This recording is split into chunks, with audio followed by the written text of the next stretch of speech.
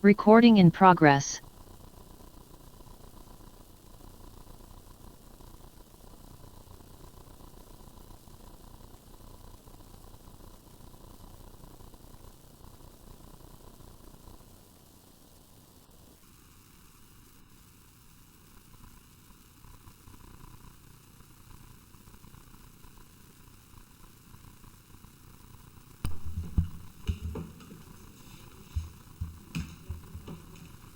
Señorita secretaria. Buen día, señor presidente. Bueno, se encuentra presente en todas las partes, salvo el imputado Ortiz, que está autorizado por cuestiones laborales, y el imputado Sorsoli, que no sabemos por qué no vino. Su defensor se encuentra conectado. Bien, el celular del señor fiscal también está listo. Doctor Campana, lo escuchamos. Muchas gracias, señor presidente. Buenos días. En el comienzo de nuestros alegatos recuperamos el testimonio de algunos familiares de Franco Casco a los fines de indicar cuál había sido su tránsito por la ciudad de Rosario hasta ser detenido y desaparecido en la comisaría séptima, y señalamos también algunos puntos que desacreditaban las versiones relacionadas con su aparición en unos videos.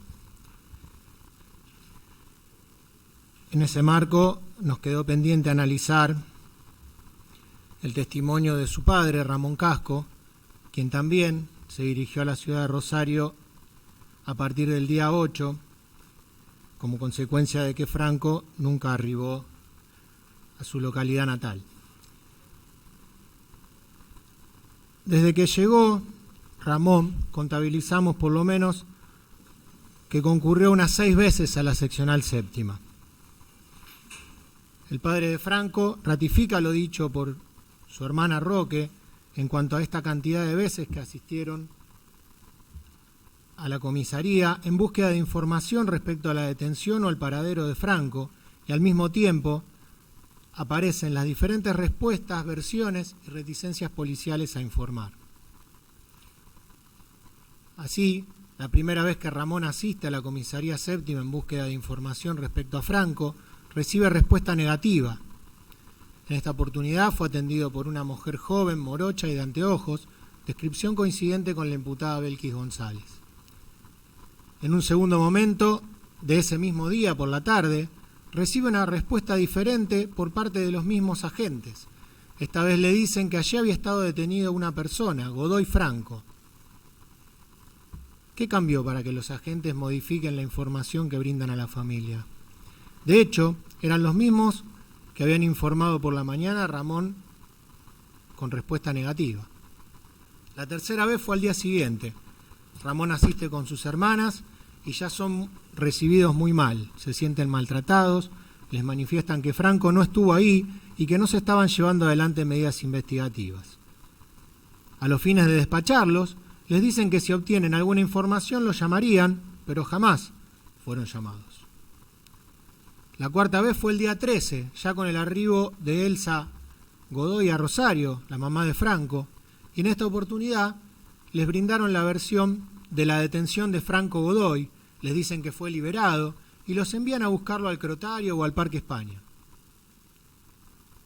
La quinta vez fueron nuevamente Ramón y Elsa, y allí el comisario personalmente les dice que detuvo a Franco y además que lo habría liberado cerca de las 10 de la noche. Esta versión, esgrimida por el comisario, es contradictoria con la que le brindó a Roque cuando, acompañada por Ramón, le manifestaron que detuvieron a Franco, pero que lo liberaron en el mismo lugar en que lo habían alzado o levantado. Esta es una circunstancia que Roque Casco sostuvo tanto en su declaración durante la instrucción como en las audiencias de este juicio. La sexta vez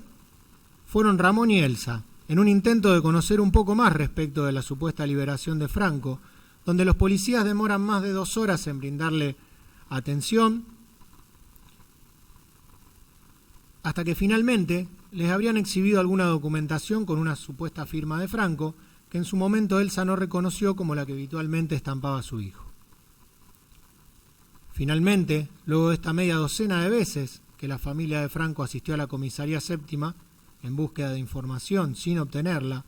aun cuando los agentes tenían impresa imagen de Franco en el sumario policial,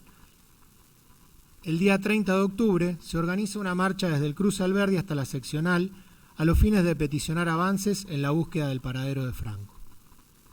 En ese contexto, un periodista le avisa a Ramón de la aparición de un cuerpo en el río. Son citados al Instituto Médico Legal a los fines de identificación, reconociendo tanto Ramón como Elsa, por los tatuajes de antebrazo y cuello, el cuerpo de su hijo. En el marco de su declaración, también Ramón reconoció a Franco en la foto del sumario, tomada durante su cautiverio en la comisaría,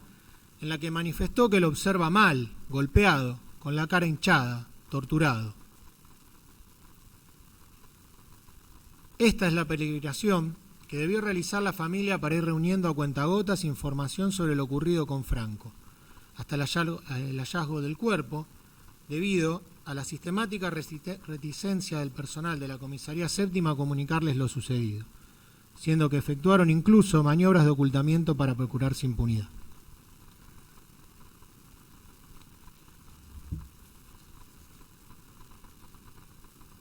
Vamos a hacer algunas consideraciones respecto al rescate del cuerpo de Franco Casco y a la aparición de las sogas. Previo a ello y a los fines de evitar repeticiones, en todo aquello que no hagamos alguna manifestación en contrario, vamos a adherir a los alegatos de la Fiscalía y de la querella propinante, ingresando al análisis de los puntos que entendemos que es necesario enfatizar o plantear alguna cuestión en particular. En cuanto al rescate del cuerpo, se presentó en este juicio Rubén Darío Arévalo, quien para octubre de 2014 revestía como coordinador del gabinete criminalístico de la Agencia de Investigación Criminal. Recordó que ingresó un llamado de Prefectura Naval pidiendo cooperación porque ellos no tenían gabinete, debido al hallazgo de un cuerpo sin vida NN durante el turno de la doctora Prunoto. Asistieron al playón de Prefectura en la base de Rosario, donde había una persona rescatada de las aguas, aparentemente masculino, NN según su versión. Se hicieron las pericias que correspondían, fotos, croquis, acta. Manifestó que cuando llegaron al cuerpo ya lo habían retirado del agua, estaba en la orilla en un playón de adoquines. No vio en el cuerpo cabos de arrastre o sogas y creyó recordar que se encontraba boca arriba. De esta declaración surge que al momento del arribo del gabinete criminalístico, los agentes de Prefectura ya habían producido el rescate y modificado el estado original del cuerpo en cuanto a la posición al momento de ser extraído del agua, como así también en cuanto a elementos como sogas o cabos de sujeción en brazo y piernas que se observan en las fotografías exhibidas durante la audiencia, a las que nos referiremos más adelante. Esta circunstancia fue acreditada también por el mismo personal de Prefectura. Jessica Gallardo, oficial de guardia de Prefectura, manifestó que ese día se encontraba cumpliendo funciones de oficial de guardia, que el guardacosta fue enviado a sacar el cuerpo del río y ella llegó al apostadero cuando estaba el cuerpo allí. Permanecieron ahí a la espera de la fiscal, que arribó un tiempo después conjuntamente con personal científico. Por su parte, Maximiliano Broguet, también oficial de Prefectura, relató lo que sigue. Recibo un llamado en la dependencia por parte de quien en ese momento era fiscal. Yo estaba en la guardia, recibí el llamado y paso la comunicación a quien estaba yendo justamente a rescatar el cuerpo que habían llamado. La oficial Gallardo, que estaba en procedimiento, y le transmití esta llamada de la fiscal, en la cual me dijo que no se tocara nada, que ella se iba a hacer presente en el lugar. El señor Luque me dice que lo acompañara hasta el lugar del amarradero, que iba a ser extraído ahí el cuerpo. Llegué al lugar, ya estaban ahí, ya habían extraído el cuerpo y estábamos a la espera de la fiscal, que después llegó con su equipo y retiraron el cadáver de ahí. Fue preguntado sobre si habían realizado alguna otra actividad antes de que llegara la fiscal y respondió no, nada. Tomó fotos personal nuestro y personal de policía cuando vino la fiscal. Vino con un equipo de policía y tomaron fotos, sí. Cuando fue preguntado sobre dónde se encontraban esas fotos, respondió: en celulares en su momento y se descargaron en una computadora en la prefectura.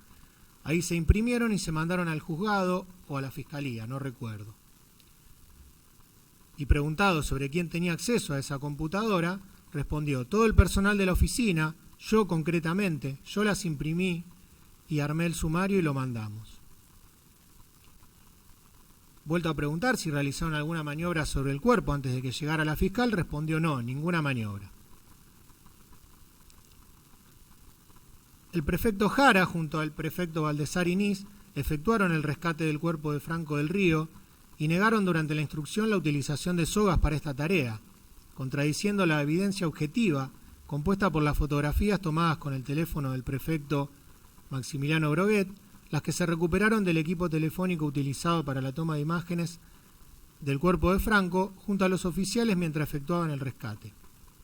Las mismas fotografías también fueron halladas en la computadora de sumarios que operaba el prefecto Broguet, a fojas 1547, pueden observarse las cuerdas sobre el cuerpo de Franco. En cuanto al contraste de las fotografías del cuerpo de Franco con cuerdas en su brazo y pierna y las que se seleccionaron para remitir al sumario, surge evidente que el cuerpo de Franco fue intervenido por los agentes de prefectura, quienes quitaron las cuerdas del cuerpo y ocultaron las mismas antes de la llegada del gabinete criminalístico junto a la fiscal Prunoto a la explanada de prefectura, quien había ordenado, como dijéramos, que no se tocara el cuerpo. Esta acción generó una pérdida de evidencia relevante para el esclarecimiento del caso, traduciéndose en una acción con suficiente apariencia delictuosa que esta querella solicitará que sea investigada. El hallazgo del cuerpo quedó reflejado en el acta de hallazgo y extracción de cadáver número 74 del 2014, de fecha 30 del 10 de ese año, a las 13:30 horas, obrante a fojas 137. Surgiendo del cuerpo de esta acta, Jara Javier y Baldassar Inís Julián, en presencia de los testigos del Valle Ricardo Gabriel y Franco Arellano, quienes prestarán declaración testimonial ante el Ministerio Público Fiscal Federal, dejándose constancia en el mencionado instrumento que se halla un cuerpo de sexo masculino, de aproximadamente unos 70 metros, dentadura expuesta, torso desnudo, parte inferior jean, color azul, sin calzado, tatuaje de nombre Tiago en antebrazo derecho, parte interna. De lo transcripto, se evidencia que no se consigna que el cuerpo de Franco haya sido rescatado con cuerdas de amarres o fondeo atadas en su brazo y pierna izquierda. Sin perjuicio de ello, se encuentra acreditada la existencia de las sogas que se advierten en las fotografías incorporadas a la investigación durante la instrucción, obrantes a fojas 1541 y siguiente, hecho que no fuera registrado por el personal actuante de prefectura, siendo que esta circunstancia además fue negada por los mismos y haberla quitado implica manipulación de la escena del hecho y de la evidencia, pues las sogas desaparecieron antes del arribo del gabinete criminalístico. Las cuerdas también pueden apreciarse en la pericia de fojas 2114 a 2127, que analizó las fotos tomadas por el teléfono del prefecto Broguet y las fotos obtenidas de la notebook de sumarios que el mismo prefecto reconoció que operaba. Lo que surge a simple vista de la observación de las sogas de brazo y pierna de Franco es que son diferentes, de un solo tono y diámetro más chico, la del brazo, 7,5 milímetros según la pericia, con un nudo complejo que se aprecia muy ajustado en la estructura de las partes blandas del brazo, generando, según la perito Kramer, una impronta de solución de continuidad. Es decir, que está hundido el cuerpo, hundida la carne. La masa muscular se ve hundida con una solución de continuidad por la presión que ha producido esta soga. Por lo cual, se puede presumir, según palabras del perito, que estuvo realizando una tracción el miembro para que se hunda la soga en la masa muscular. Esto no se produce si yo tiro una soga y tracciono en el momento de recuperar un cadáver del agua. Esto lleva tiempo. Preguntada si en el caso de haber estado fondeado y atado a un peso esta sería la imagen, respondió claro, esta sería la imagen por la tracción que se produce en los tejidos. Y además, pensemos que pueden haber sido casi 20 días de sumersión, por lo cual el músculo entra en estado de putrefacción, empieza a macerarse y eso hace que sea más débil y al permanecer traccionado se provoque esta solución de continuidad. Hay restos de maceración que se encuentran alrededor de la soga, es decir, esta soga hace mucho tiempo que está colocada en ese lugar para producir este efecto. Fue preguntada por el tribunal en relación a la otra soga, la que se observa en la pierna izquierda, y nos dijo la perito que la diferencia es que acá no hay telón de interposición, no hay una camisa, no hay un jean, entonces eso protege de alguna manera el músculo para que no se deteriore tanto como en esta parte. Preguntada por las defensas si conocía que se hubieran recabado durante las autopsias marcas o improntas en algún miembro vinculadas a esta soga, respondió: en las fotos de las autopsias se observan, no se hicieron aclaraciones específicas al respecto. La perito, cuando es preguntada en relación a la falta de aclaraciones en el informe de autopsia respecto a la impronta del brazo izquierdo de Casco, refiere que no se hicieron, y una razón de relevancia es que al momento de intervenir sobre el cuerpo del gabinete criminalístico y producirse el traslado al Instituto Médico Legal, el cuerpo de Franco ya había sido manipulado por los agentes de prefectura y las cuerdas no estaban. Las imágenes del cuerpo de Franco con cuerdas de fondeo aparecen mucho tiempo después, en forma anónima, en sobre cerrado y bajo puerta. A raíz de ese hecho, se producirá luego el allanamiento y el secuestro de los dispositivos donde serán encontradas. Es un dato objetivo que se constata tanto en el video de autopsia de fecha 3 del 11 del 2014 como en la foto número 8 de la carpeta titulada Fotografía, autopsia número 2 de fecha 3 de noviembre de 2014, reservada en Secretaría, que sobre el brazo izquierdo del cuerpo de Franco se observa una impronta, como la denominaron los peritos médicos, una zona de color pardo rojiza que debió ser advertida y analizada en la autopsia 853/14. Es cierto que los médicos legistas que intervinieron desconocían la presencia de sogas al momento de realizar la operación autópsica por las razones ya reseñadas. Sin embargo, este hecho fue negado por el doctor Rodríguez al declarar ante este tribunal que cuando hago la autopsia no veo ningún signo en ese brazo y después vamos a ver seguramente la foto de autopsia donde no está esa marca. No obstante, en el video y las fotos señaladas, la impronta se ve.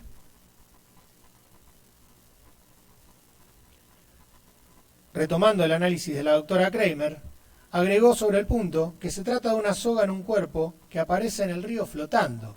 después de aproximadamente 20 días, con marcas de solución de continuidad, tanto en el brazo como en el miembro de tracción, compatibles con aquellas que se producen cuando se fondea un cuerpo. En la mayoría de los casos que me tocaron a mí, sostuvo, los cuerpos llegaron sin soga. Ello no significa que no hayan estado fondeados.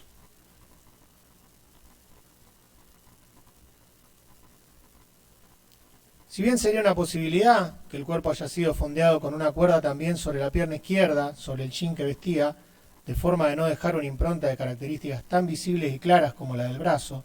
surge, a criterio de esta querella, más razonable y consistente con la evidencia de contexto, que en relación a la cuerda que se observa en la pierna izquierda de Franco, la misma es más gruesa que la del brazo, 15 milímetros según pericia, siendo además de características diferentes, trenzada con hilo combinado de dos colores, en la que se advierte un nudo con ojal, como el más clásico y comúnmente utilizado para enlazar o pescar algo, el que a tensionar ajusta y al ceder tensión se afloja, como se observa en la fotografía saliéndose. Este tipo de cuerdas y nudos es compatible con el utilizado por prefectura y es consistente con la cuerda observada en la imagen, donde es fotografiado el lanchero que posa durante el rescate con el cuerpo de Franco enlazado con una cuerda. Sin embargo, esta aplicación no es aplicable a la soga presente en el brazo, sobre la cual no tenemos dudas de que en virtud de las razones expuestas por la doctora Kramer y el análisis contextual e integrado de la evidencia, permiten concluir que se trata de sogas de fondeo, a los fines de hacer desaparecer el cadáver de Franco, motivo que explica que el cuerpo estuviera sumergido durante 20 días sin salir a flote y que resulta compatible con la utilización de este conocido mecanismo antiforense, tendiendo a ocultar el cadáver mismo y obstaculizar el hallazgo de rastros que indiquen lo sucedido con el cuerpo, tal como ocurrió al realizar los distintos procedimientos autópsicos en los que los peritos chocaron contra la barrera generada a raíz del estado de descomposición y putrefacción del cuerpo.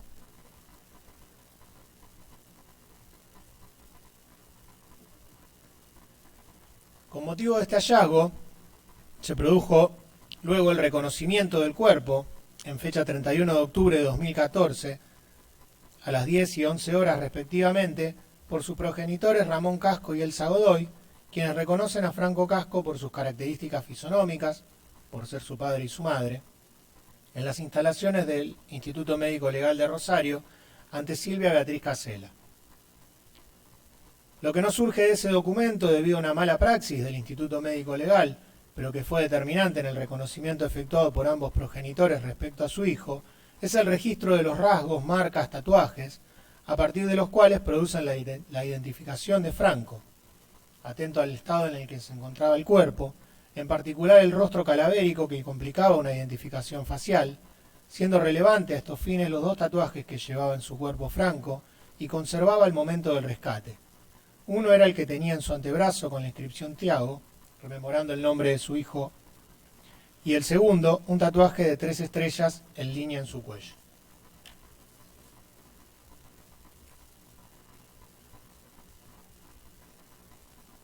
Producto de este hallazgo y del reconocimiento, se realizaron una serie de exámenes médicos sobre el cuerpo de Franco Casco.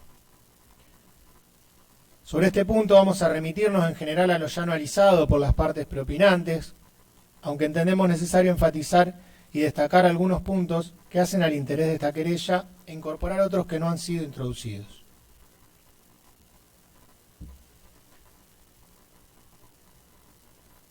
Como ya adelantamos al recuperar los testimonios de sus familiares, se realizó un informe odontológico, que es el informe pericial suscrito por la perita odontóloga Marta Maldonado y acompañado por el Cuerpo Médico Forense de la Corte Suprema de Justicia, obrante a fojas 2576 y siguientes, de donde surge que se ha podido establecer la faltante de 3 piezas dentarias: incisivo central derecho, ausente con alvéolo abierto; incisivo central izquierdo, ausente con alvéolo abierto; incisivo lateral izquierdo, ausente con alvéolo abierto,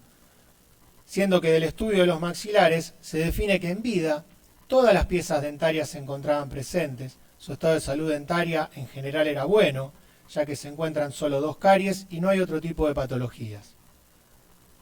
De la observación detallada de los alvéolos abiertos del maxilar superior, zona anterior, correspondientes a las piezas dentarias perdidas, si bien las canastillas óseas se encuentran íntegras, se aprecia que a nivel de la tabla ósea vestibular externa existen fisuras o microfracturas longitudinales. Este tipo de lesión ósea, en la tabla ósea de los 3 alvéolos, relaciona la pérdida de las 3 piezas dentarias con trauma, acompañado de la avulsión espontánea de los 3 dientes, correspondiendo a lesiones vitales, lo cual resulta compatible con lo relatado por los testigos en cuanto a las agresiones que padeció Franco Casco y con la escoriación en el labio superior consignada en el informe médico policial y que se visualiza en la foto incorporada al sumario. Dicho esto, debemos detenernos a analizar el informe aportado por el doctor Rodríguez y suscrito por los odontólogos Elisandro García y Aníbal Peralta, no solo en cuanto a su contenido, sino también en relación al modo en el que fue ingresado a la causa, sin perjuicio de que la querella de Ramón Casco ya ha hecho un minucioso y correcto análisis sobre este punto. Entendemos que de todas formas es pertinente efectuar algunas apreciaciones que se integran con ese análisis. En este sentido, agregamos a lo ya dicho por la querella preopinante que debemos contextualizar la aparición del informe de pericia odontológica que esta querella considera falso, y de haber sido confeccionado con la finalidad de encubrir las responsabilidades policiales respecto de la desaparición y muerte de Franco Casco. Este informe puesto en crisis, que fue utilizado e ingresado en este expediente judicial por el doctor Félix Rodríguez, contiene entre sus características más sobresalientes estar posdatado con fecha 30 de octubre de 2014, pero ingresado a la mesa de entradas del Instituto Médico Legal de Rosario recién casi 3 años después, en fecha 10 del 7 del 2017, suscripto por los odontólogos Elisandro García y Aníbal Peralta. Este instrumento refiere a la pérdida de solo 2 piezas dentarias, las pérdidas de las piezas dentarias anteriores y superiores, lo cual evidencia la falsedad del mismo, ya que tanto el informe forense de autopsia del Instituto Médico Legal de Rosario, como el informe odontológico de la Corte Suprema de Justicia de la Nación, consignan la pérdida de 3 piezas dentarias, surgiendo evidente que los odontólogos no efectuaron pericia odontológica alguna sobre casco. La notoria e inexplicable extemporaneidad del informe ya ha sido analizada por la querella de Ramón Casco en cuanto a dato objetivo consignado en el mismo documento, por lo que nos remitimos a las consideraciones allí vertidas. Sin embargo, queremos oportuno señalar la manera en la que aparece ese informe falso. Surge de testimonial realizada en sede del Ministerio Público Fiscal Federal, de fecha 7 del 4 del 2015, al doctor Raúl Félix Rodríguez, que se le pregunta si realizó o no pericia odontológica en este caso. Responde: no recuerdo si en este caso se realizó o no. Observando la documentación que se me exhibe, no surge que se haya realizado. Preguntado para que diga si es común, cuando se observa en un cuerpo la falta de piezas dentarias, solicitar pericia odontológica, respondió que no. Siguiendo con este hilo histórico de los sucesos que expliquen lo antes expuesto, a raíz de los resultados de ADN negativos, esta parte querellante solicitó la inspección ocular y allanamiento del edificio donde funciona el Instituto Médico Legal a los fines de cautelar documentos de interés para la presente investigación, comprendidos entre el día 30 de octubre y 31 de diciembre de 2014, lo cual fue admitido por el Juzgado Federal número 3, el que el 30 de junio del 2017 resolvió ordenar a la Gendarmería Nacional que se constituya en el Instituto Médico Legal, cito en calle 3 de Febrero y Avellaneda de esta ciudad, a fin de requerir la entrega inmediata, con facultad subsidiaria de allanamiento, de libros de registro de ingresos y egresos de cuerpos, dispositivos de almacenamiento de información, archivos fotográficos, fílmicos y o en papel y de toda documentación. Conforme el acta de procedimiento de fecha 5 de julio del 2017, una vez constituido el personal de Gendarmería en las instalaciones del Instituto Médico Legal, fueron atendidos por el doctor Raúl Félix Rodríguez, en ejercicio de la dirección del instituto, surgiendo del cuerpo del acta la obtención de una importante cantidad de elementos de interés sin mención ni entrega de informe de pericia odontológica. Luego de efectuada esta medida judicial, en fecha 17 de julio del 2017, el mismo doctor Félix Rodríguez acompañó en este expediente judicial ficha odontológica post-mortem y las conclusiones de la autopsia número 853/14, realizada el día 30 del 10 del 2014 por los odontólogos especialistas en odontología legal, doctores Elisandro García y Aníbal Peralta, en la que concluyen que en el examen de los tejidos peribucales, restos óseos y piezas dentarias, no se observan lesiones traumáticas ni fracturas ante-mortem. Las pérdidas de las piezas dentarias anteriores y superiores fueron post-mortem, producto de la pérdida de tejido periodontal que sostiene las mismas. Así, escuetamente, sin fundamentación ni información sobre el procedimiento ni las herramientas utilizadas, no existiendo tampoco radiografías incorporadas en el mismo, se acompaña este informe en el contexto de la inspección con allanamiento en subsidio ordenada judicialmente a partir de otra maniobra, como fueran los ADN negativos. No surge de este falso informe que se extrajeran piezas para identificación, como intentó justificarse la ausencia del incisivo lateral, el cual ha desaparecido, encontrándose bajo responsabilidad del doctor Félix Rodríguez, quien quedó claro que no ha podido explicar esta pérdida y solo ha deslizado la conjetura de que fue extraído por la pareja de odontólogos García Peralta, que ellos no consignan en su informe. De hecho, en su declaración ante este tribunal, manifestó que la faltante del diente se produjo entre las 2 autopsias en las que participó, y al ser preguntado sobre dónde había quedado resguardada esa pieza, respondió: el tercer diente lo extraen los odontólogos que hacen la pericial odontológica el 31 de octubre del 2014. Yo no participé. Fue preguntado entonces si lo realizaron en el Instituto Médico Legal y respondió: así es más, no supe que se había hecho esa autopsia. Lo hice constar. La faltante podría también haberse producido entre la primera y la segunda autopsia, que se haya caído el diente por la movilización del cuerpo. En oportunidad de declarar la doctora Cadierno, quien revestía para aquella época la calidad de directora del Instituto Médico Legal, por lo que en todo momento intentó claramente proteger a la institución y por extensión al personal cuestionado, se le preguntó si una vez asignado un turno a un médico forense, ese médico era responsable de toda la intervención que se realizaba sobre el cuerpo, y respondió que sí, que una vez que el médico forense efectúa la autopsia, es ese médico que se ocupa de la misma. A continuación se le preguntó si se podía realizar alguna intervención sobre el cuerpo sin presencia del médico forense a cargo, respondiendo en primer lugar que no, aunque luego aclaró que solo si es un protocolo de Minnesota o un femicidio, y que en este caso no lo fue, porque Franco Casco ingresó como NN al instituto, que se le hizo una pericial odontológica porque era un NN y para identificarlo. Y agregó que en la práctica el médico forense está efectuando la autopsia y una vez que termina el objeto de autopsia, permite el paso al odontólogo forense para efectuar el estudio, que muchas veces pueden asistir a contraturno, como en este caso que era un NN. No obstante estos intentos de justificación,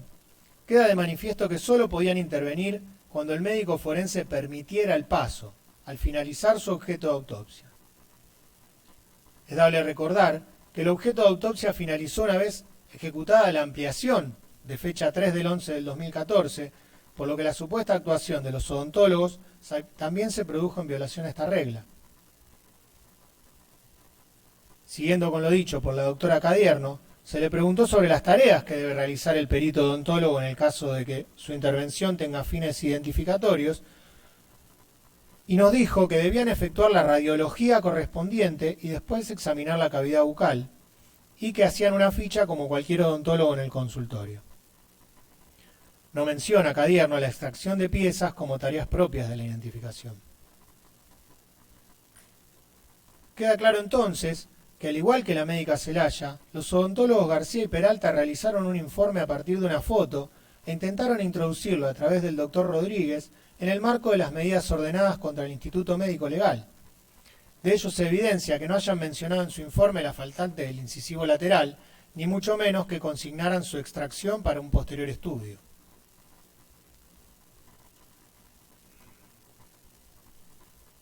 Aquí, como refirió la querella de Ramón Casco, entendemos pertinente reiterar que la Cámara Federal de Apelaciones de Rosario, al revocar los sobreseimientos que habían sido ensayados en la etapa instructoria por considerarlos prematuros, sostuvo que la fecha y hora consignada en el informe odontológico, 30 del 10 del 2014 a las 11:30, se contradice con las circunstancias asentadas en el acta de hallazgo y extracción de cadáver, del que se desprende que el cuerpo de quien en vida sería Franco Ezequiel Casco fue hallado el 30 de octubre del 2014 a las 13:30 horas, y con el acta de levantamiento de cadáver de la Policía de la Provincia de Santa Fe, 30 del 10 del 2014 a las 15:30 horas en el Club Náutico. Otra irregularidad a destacar es la falta de presentación oportuna de dicho informe, dado que la pericia odontológica fue realizada en octubre de 2014 y recién fue acompañada en julio de 2017, es decir, casi 3 años después. Tampoco puede pasarse por alto el marco de informalidad en el que se habría desarrollado su intervención como peritos odontólogos del Instituto Médico Legal, dado que no se cuenta con ningún registro de su presencia en dicha institución y tampoco poseen constancia alguna de la elaboración y entrega del informe elaborado. La Cámara también ponderó que dicho supuesto informe pericial no podía ser valorado como era pretendido por la defensa de los odontólogos, al considerar que contraponía abiertamente el resultado de la peritación odontológica efectuada por el Cuerpo Médico Forense de la Corte Suprema de Justicia de la Nación, que concluye de manera categórica que la pérdida de las 3 piezas dentarias con trauma acompañados de la avulsión correspondía a lesiones vitales. De esta manera, concluyó la Cámara que por no haber sido correctamente ponderadas el cúmulo de irregularidades existentes en esa intervención penal, debían ser revocados los sobreseimientos de los 2 odontólogos anteriormente dictados. Si bien entonces la investigación de la falsa peritación permanece abierta con relación al obrar encubridor de los odontólogos nombrados, lo que surge con claridad es que ya la Cámara ha podido advertir que aun de darse por cierta la certificación actuarial con la cual se quiso acreditar la verdadera fecha de realización de ese estudio pericial, lo concreto es que la veracidad en cuanto al contenido de ese informe resulta absolutamente invalidada. Atento al resultado de los estudios realizados por los expertos del cuerpo médico forense, que ya han sido analizados y que resultan contundentes y concluyentes, tal como lo expusiera la doctora Marta Maldonado durante este juicio.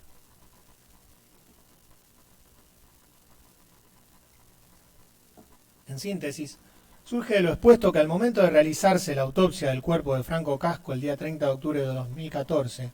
el Instituto Médico Legal de Rosario no contaba con odontólogos forenses, razón por la cual no se produjo tal medida pericial en ese entonces. No surge del informe forense de autopsia 853/14, dirigido por el doctor Rodríguez, la realización de pericia odontológica respecto de las 3 piezas dentarias faltantes, ni de la documentación remitida por el MPA en sus actuaciones, ninguna orden de producción de esta medida. Tampoco se desprende tal informe pericial de la documentación entregada personalmente por el doctor Rodríguez en fecha 5 de julio del 2017 durante el procedimiento ordenado judicialmente, sino que el forense ingresa ante la Fiscalía Federal actuante 12 días después el mentado falso informe. De esta manera, se colectan elementos de convicción y evidencia materiales de la falsedad de tal informe, probándose que el mismo se confeccionó con posterioridad a la medida de inspección judicial y allanamiento subsidiario de las instalaciones del Instituto Médico Legal de Rosario, posdatándoselo con fecha 30 de octubre del 2014, pero a las 11:30 horas, sobre la base de algunas fotografías aportadas por Rodríguez a los odontólogos, quienes al basarse en ellas solo observan la pérdida de 2 piezas dentarias. Así se advierte clara la intencionalidad de encubrir las responsabilidades policiales, elaborando un falso informe con el que tratan de contradecir lo que registra la pericia odontológica forense de la Corte Suprema de Justicia de la Nación. Como ya mencionamos, este punto se enlaza con el relacionado a los ADN negativos. Aquí también remitimos en general a lo expuesto por la querella de Ramón Casco, por cuanto entendemos que ya ha realizado un pormenorizado estudio de exposición del tema. Solamente creemos atinado agregar a lo dicho, que en virtud de analizado en el punto anterior, es esta una nueva maniobra proveniente del Instituto Médico Legal, que esta querella entiende que forma parte de una manipulación encubridora de parte de quienes participaron en las diferentes actuaciones.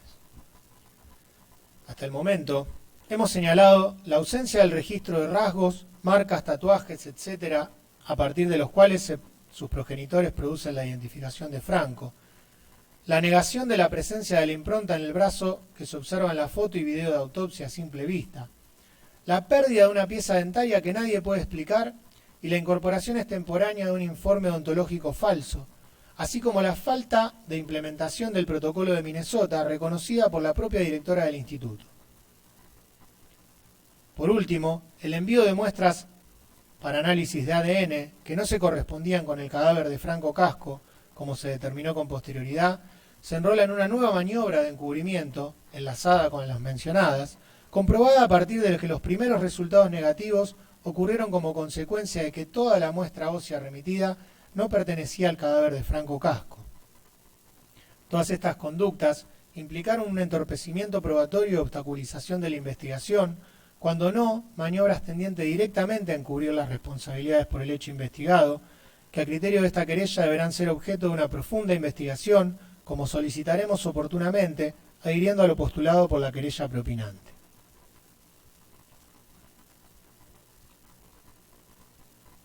En el marco de los exámenes y estudios médicos, se realizó estudio de diatomeas y plancton mineral. De las conclusiones emitidas por el Laboratorio de Diatomeas Continentales de La Plata sobre la extracción de médula ósea para el estudio de diatomeas, a fojas 1556-1557, se lee que del cuerpo de Franco Ezequiel Casco no se recuperaron cubiertas celulares de algas ni otros restos de microorganismos o de elementos de sílice de origen biológico. Por su parte, el informe emitido a fojas 2574 relativo a la determinación de plancton mineral es conteste con el de diatomeas y refiere que no se han constatado partículas de plancton mineral en las cavidades cardíacas, fémur y esternón, circunstancia que refuerza y confirma el primer informe referido, permitiéndonos arribar a la conclusión, a través de un análisis integrado de la prueba, de que Franco ya se encontraba sin vida al momento de ingresar al río Paraná.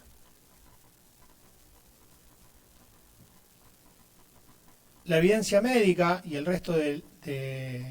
la evidencia presente en la instrucción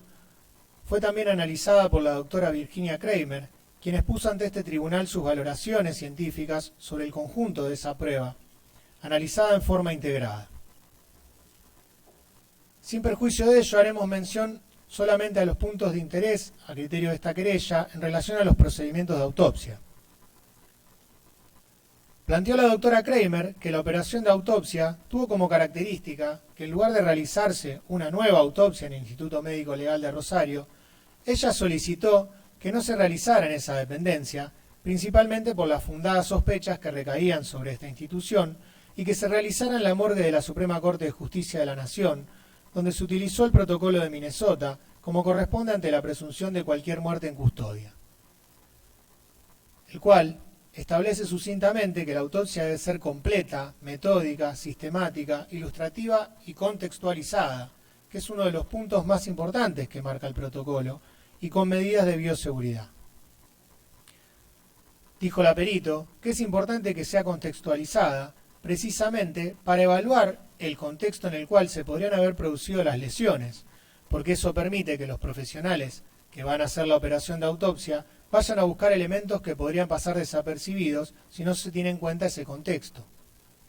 Destacó que algo muy común es la existencia de lesiones en el dorso de los cuerpos de las personas privadas de su libertad, porque las fuerzas de seguridad tienen conocimientos de cómo producir traumatismos. Por eso se realiza una incisión denominada peel-off, desde el cuero cabelludo hasta los glúteos a través del eje de la columna, que atraviesa todos los planos. El protocolo de Minnesota se extiende por toda la economía del cuerpo y concluyó la doctora que cuando llegó el cuerpo de Franco a la morgue no tenía esas incisiones, ratificando lo señalado por Cadierno, por cuanto no se aplicó en el Instituto Médico Legal de Rosario este protocolo. Respecto a los resultados obtenidos, sostuvo Kramer que tenemos que tener en cuenta que ya habían ocurrido varias autopsias y reautopsias y tomas de muestras y que además el avanzado estado de putrefacción, desde la primera autopsia y todos los procedimientos posteriores hasta el momento en el cual realizamos en la morgue de Nación la reautopsia, varían las condiciones del cuerpo, restan posibilidades diagnósticas. Encontramos particularmente un traumatismo extrínseco a nivel facial, la pérdida de 3 dientes en el maxilar superior que se produjeron en vida, no post-mortem. En relación a la causa de muerte, aseveró que no podemos hablar de una causa de muerte indeterminada, porque si hay algo que tenemos claro es que se trata, primero, de una muerte violenta. Las muertes se dividen en muertes naturales y muertes violentas. Las muertes violentas, a su vez, se dividen en aquellas que se producen de manera accidental, suicida u homicida. En cualquiera de estas variables, esta es una muerte violenta, pero además, por los hallazgos encontrados a nivel pulmonar, se puede llegar a inferir que esta, además de ser una muerte violenta, sea una muerte por asfixia. Hay múltiples tipos de asfixia. Una de ellas es por sumersión, otra es por la rareficación del ambiente, es decir, cuando hay gases en el ambiente. Otra es por la compresión extrínseca, ya sea de las vías aéreas o también del tórax. Otras son por crucifixión y otras son posturales. El organismo trata de respirar, hace fuerza por respirar y produce la ruptura de esas paredes alveolares. Esta ruptura genera la pérdida de sangre y el edema en las paredes de los alvéolos que permanecen sin romperse. Esto se denomina pulmón de lucha y es algo característico de las asfixias. Cuando se trata de asfixia por sumersión, vamos a tener la sustancia líquida dentro del pulmón. ¿Qué encontramos en Franco? Encontramos sí un pulmón de lucha, pero no encontramos agua. Sobre la confección de una línea de tiempo de la muerte de Franco, ilustró que, haciendo un análisis global, podemos decir que Franco estuvo en la comisaría, recibió traumatismos en la comisaría, estuvo mojado y esto es acreditado por las fotos, así que estuvo expuesto al agua y apareció muerto con la intervención de terceros en el río Paraná.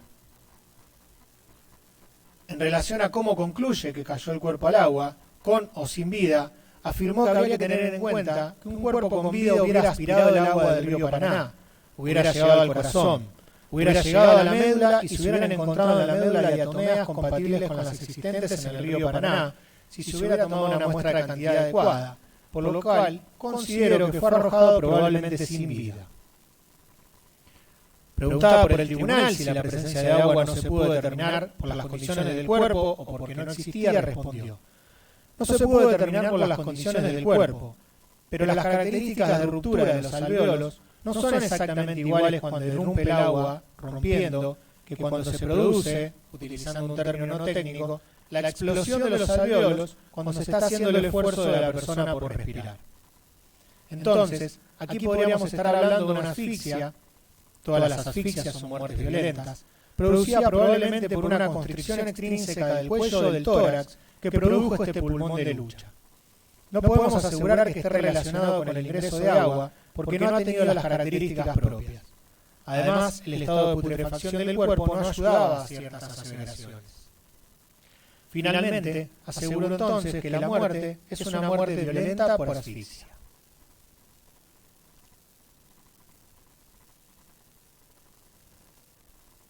Culminada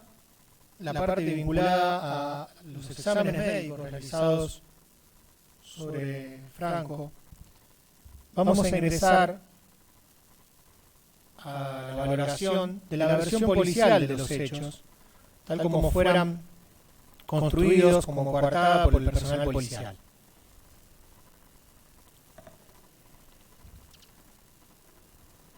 Se ha acreditado en este juicio que el personal policial construyó un relato de los hechos a los fines de hacer parecer la existencia de un procedimiento limpio, normal, de rutina.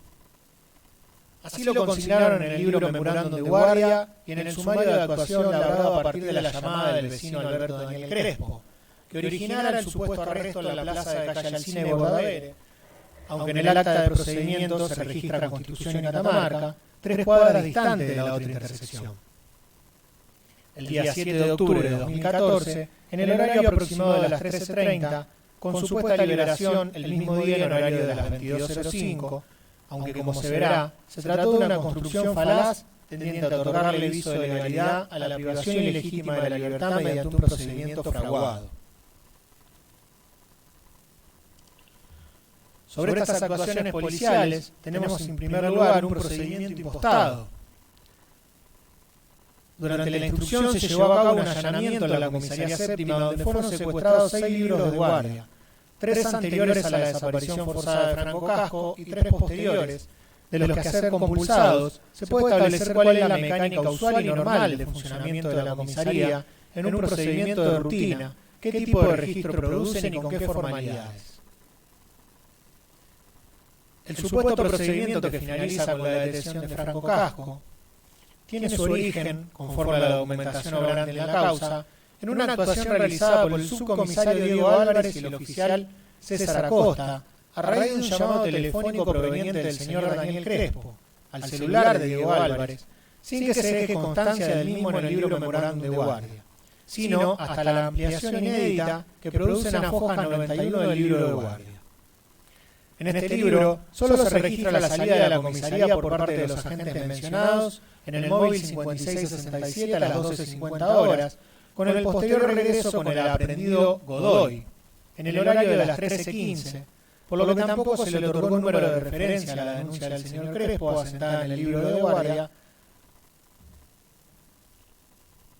a fojas 89 del libro de guardia número 15. La actuación en este caso fue completamente distinta a la práctica habitual, puesto que toda denuncia que se recibe telefónicamente en la seccional policial por protocolo da lugar al inicio de un procedimiento en el que se registra en el libro de guardia con un número asignado y una constancia del llamado. De igual forma, el acta de procedimiento de fojas 92 del libro Memorándum de Guardia número 15 tampoco posee número de registro cuando, por ejemplo, en fojas 68 y 71 de dicho libro figura el acta de procedimiento con número de registro. Este procedimiento, en violación del protocolo de actuación de la fuerza policial, como la manera de registración en el caso de la aprehensión de Casco, resultan llamativamente diferentes además de absolutamente insuficientes y deficitarias, en parangón con las que son de estilo en el resto del libro de guardia de la dependencia. Si para el presunto caso de que Franco Casco hubiera sido detenido efectivamente en el procedimiento que manifiesta el comisario que realizó, y por el que llevó a la comisaría séptima a Franco Casco, se le debió asignar un número a la denuncia realizada por el vecino Crespo, dejar debida constancia de dicho llamado y la causa de la salida de los oficiales Acosta y Álvarez en el móvil oficial, como se efectúa a fojas 11 y 12 del libro Memorándum de Guardia número 15. Luego de ello, como es de estilo en las seccionales policiales y conforme al protocolo de cualquier agente de policía que imprime procedimiento policial ante una situación puntual, en calle, debe comunicarlo a la central 911, solicitando un número de procedimiento por parte de los agentes de la seccional séptima de policía, ya que según la versión policial, se detuvo a una persona en la vía pública, y aún así, evidentemente en el caso de Franco, no se solicitó la asignación de número de procedimiento policial. En todos los casos, ese número es otorgado de manera correlativa según el día y horario del llamado telefónico. De la evidencia surge que el mismo Crespo relata, aunque falazmente, que intentó comunicarse con el sistema del 911 y debió quedar asentada su llamada y a partir de ese registro asignarse un número de referencia, lo que tampoco sucedió. Tampoco se registró el ingreso a la seccional del propio Crespo a los fines de tomarle declaración testimonial. No figura en el libro de guardia que Crespo se haya hecho presente en la comisaría, ni se transcribe al libro de guardia lo plasmado en la declaración obrante a fojas 27 del principal y 2 del sumario policial. Es esta otra de las tantas registraciones de relevancia inexistentes en el libro Memorándum de Guardia número 15 en relación al falso procedimiento. Todo el cúmulo de inconsistencias e irregularidades hace mella sobre la veracidad y fe pública que debe recaer en los documentos públicos policiales, genera una grave y seria convicción de falsedad ideológica del contenido de los documentos del sumario policial en torno a la supuesta detención de Franco Godoy, resultando que la versión policial de la detención de Franco Casco el día 7 fue armada luego de la detención clandestina de Franco Casco el día 6 por la noche, y en virtud de ello se sobreescribió, se hicieron anotaciones marginales y ampliaciones inéditas en el libro de guardia de la seccional, se hicieron diligencias policiales de rutina con gravísimas irregularidades, tales como la ausencia de firma al pie de las mismas, tanto del personal policial actuante como de la víctima, en la que requieren su firma, libro de guardia al momento de la supuesta liberación, firma en cada planilla de huellas digitales, firma en el acta de libertad, por mencionar solo algunas. Finalmente, resulta llamativo y novedoso que el propio subcomisario Álvarez, junto con el sumariante César Acosta, constaten en forma personal los hechos supuestamente denunciados en una llamada telefónica de un vecino y que motivó la supuesta detención de Franco Godoy. Más aún, cuando ambos funcionarios policiales jerárquicos no suscribieron el acta de procedimiento sin número y donde además no se registran otros procedimientos similares con la participación de estos funcionarios, tratándose, además de supuestos comportamientos de escasa magnitud, como el alegado merodeo o la actitud aparentemente prohibida de mirar un picaporte de una casa, siendo la práctica habitual que los oficiales de guardia acudan ante la denuncia de un hecho. El mismo Acosta reconoció en audiencia de habeas corpus que fue la única vez que participó de un procedimiento de esta característica junto al comisario. A ello se agrega que se encontraba presente en la seccional, conforme el libro de guardia, numeroso personal en condiciones de realizar una constatación por un hecho menor, como el que supuestamente se denunciaba. Guerrero, Gisel, Hernández, Contino, Greiner, Benítez, quienes podían acudir al llamado.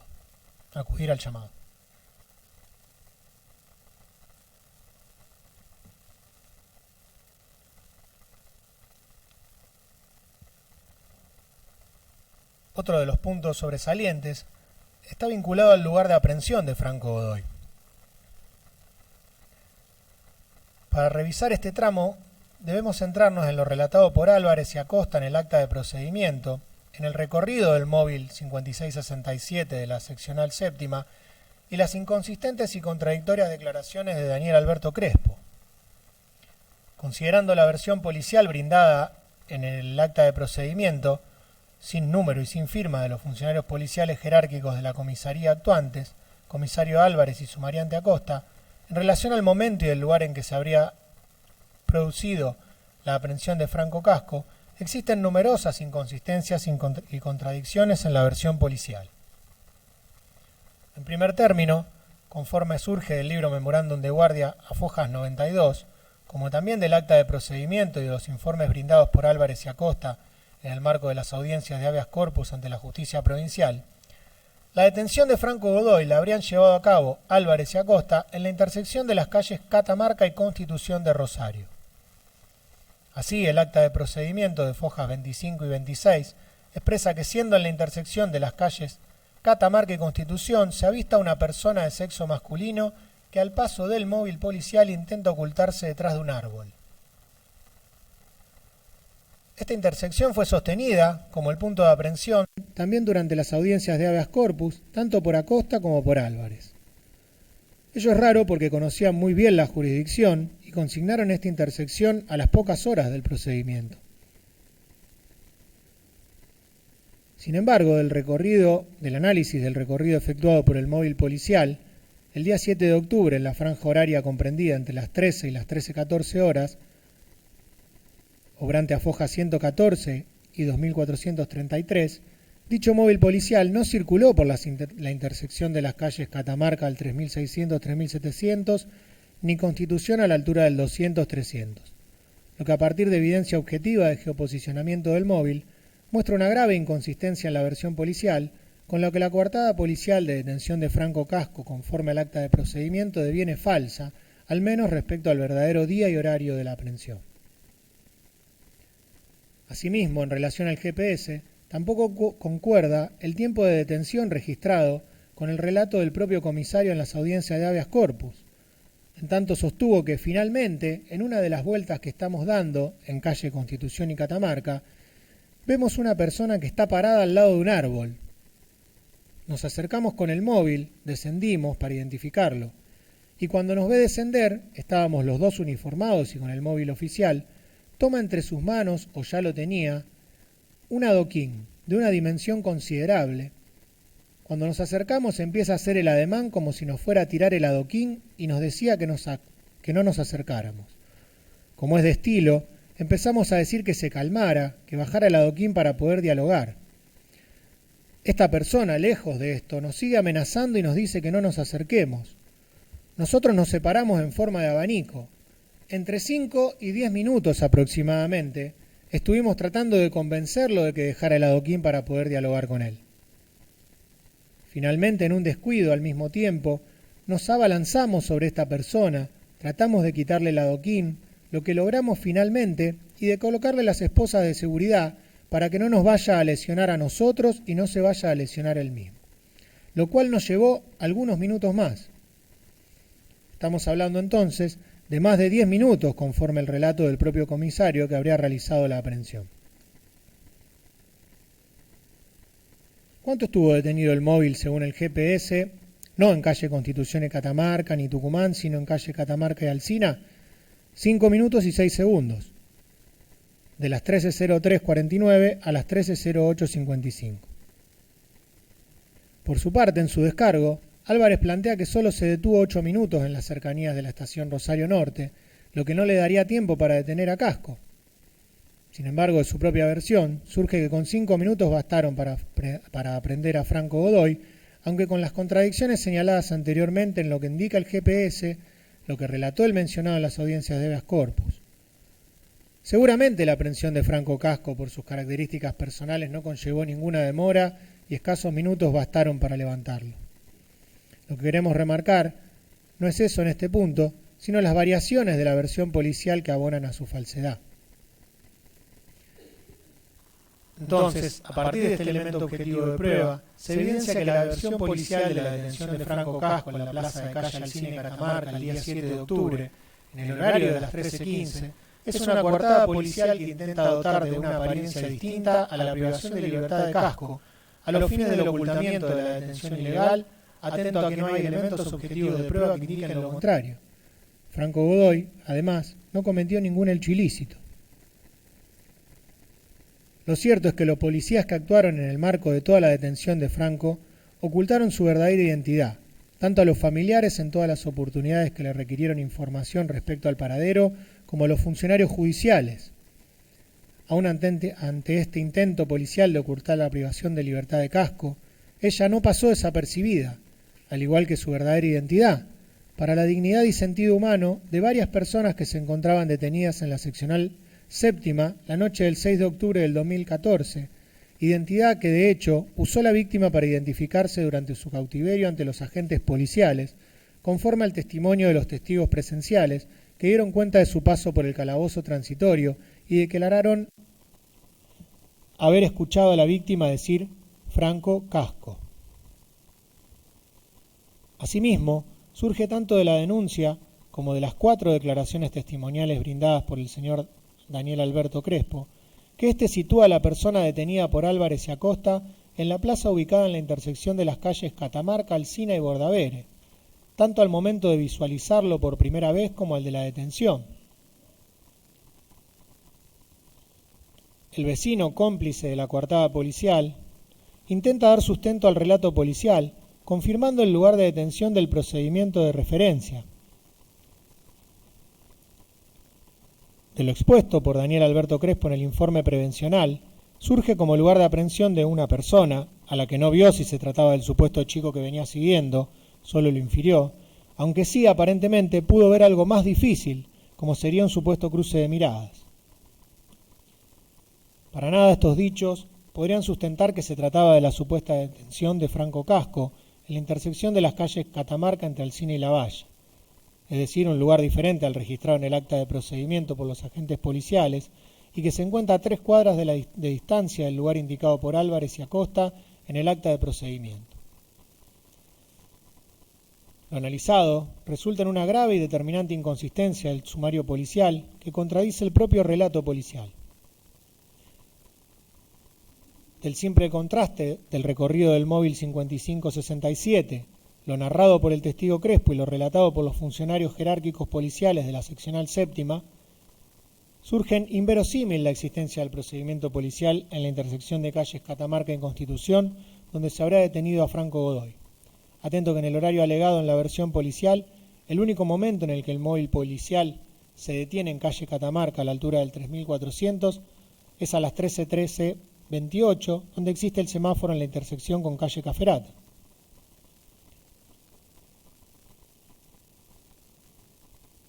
En el acta de procedimiento se consigna que no se ha podido dar con testigos por tratarse de zona de parquizado suburbana. Esta anotación intenta justificar la irregularidad del procedimiento en cuanto a la no convocatoria a testigos mediante otra falacia, cual es que se trata de una zona suburbana.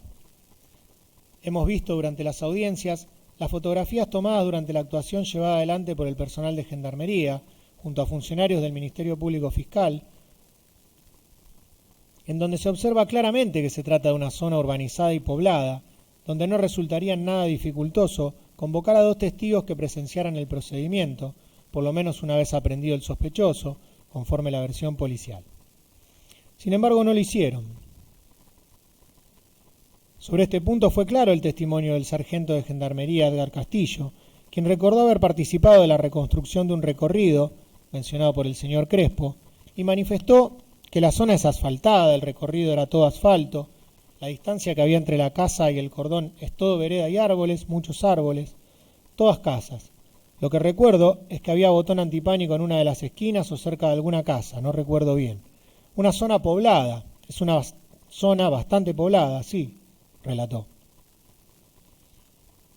A partir de estas actuaciones se elaboró el croquis, obrante a fojas 1269-1270, sobre el cual el testigo nombrado reconoció su firma.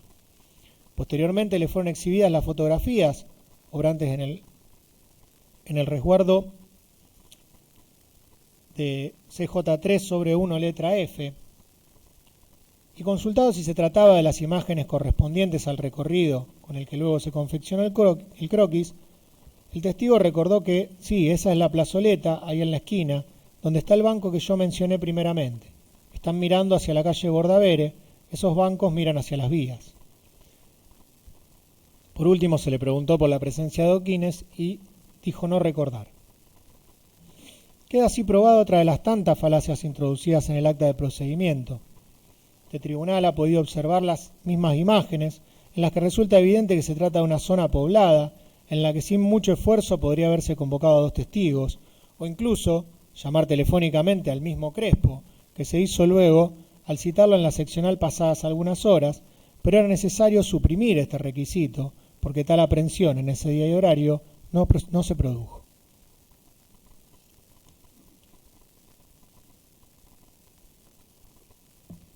En cuanto al supuesto ingreso de Franco Godoy a la comisaría séptima, en las audiencias de habeas corpus sostuvo el comisario Álvarez que una vez que se ingresa a la comisaría estaba la visita presente, la visita de todos los detenidos, que eran 20 mujeres aproximadamente. Sin embargo, en su ampliación indagatoria, Cecilia Contino manifestó que venían ingresando unas visitas. Las visitas hacen fila desde el cuarto delantero, empiezan a llegar a la 1. Una de las 2 madres era la madre de Irusta. Yo sé que eran 2. Retomando lo dicho por Álvarez, señaló que ingresamos al sector donde se realizan siempre las requisas de los internos cuando se los trae arrestados, que es una sala que está pegada a la guardia y que es al lado de donde se le da el ingreso a la visita.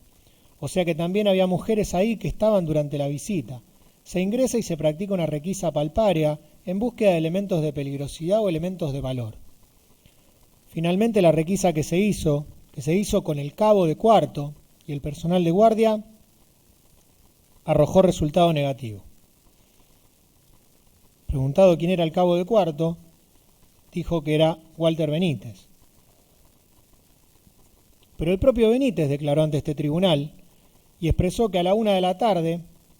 como figura en el folio 89, ahí figura el ingreso de Franco Casco. Yo en ese momento no sabía que lo traían a la comisaría,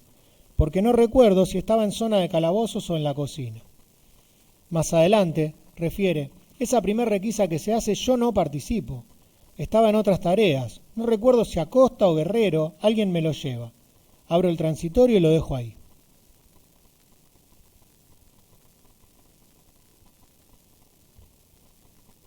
Otra de las tantas inconsistencias en el relato aparece cuando Álvarez, también en las audiencias de habeas corpus, sostuvo, refiriéndose a dónde había estado alojado durante esas horas Franco Casco, esas horas estuvo en la cuadra de ingreso, que la cuadra está pegada a la guardia, con excepción del momento de la requisa, que como ahí se realiza requisa, fue trasladado a un penal transitorio que es más seguro. Después del momento de la aprehensión y después que se hizo la requisa, yo después no lo vuelvo a ver al interno. Lo que se hace habitualmente en esta dependencia es revisárselo en ese sector, porque es un sector más iluminado, que está en el ingreso. Salvo un caso como este, que tenía que entrar la visita y que ahí se hace la requisa de la visita, se lo corre a un transitorio que está en la parte de atrás, pegado a la cocina, y finalizado el tema de ingreso de la visita, se lo vuelve a traer a este, que es un lugar más iluminado, y ahí es donde se lo deja. Ahí es donde estuvo durante todas esas horas.